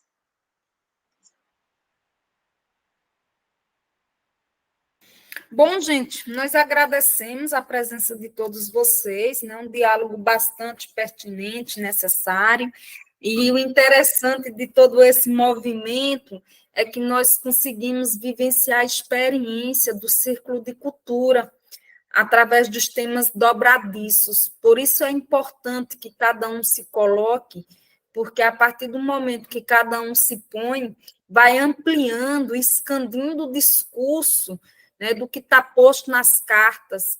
Né? Nós não precisamos ficar tacitamente nas cartas, mas refletir através delas como que determinadas categorias estão atravessando as nossas vidas, as nossas relações e a nossa sociedade como um todo, né? Então, eu agradeço enormemente a participação preciosa de cada um de vocês, né? De cada uma de vocês, e que daqui ao nosso próximo encontro, todos vocês leiam as próximas cartas, para que a gente possa fazer uma um diálogo mais fervoroso, um diálogo mais caloroso, e assim a gente possa estar expandindo o discurso enunciativo das práticas educativas à luz de Paulo Freire. Gratidão. Tá? Tchau, tchau, boa noite, meu muito obrigada. Quem quiser falar, fica à vontade. Obrigada, gente, boa noite. Tchau, pessoal, obrigada. Boa noite para vocês, tchau, tchau. Boa noite. Boa noite. Tchau, boa noite. Obrigado, Cauê, Isabela.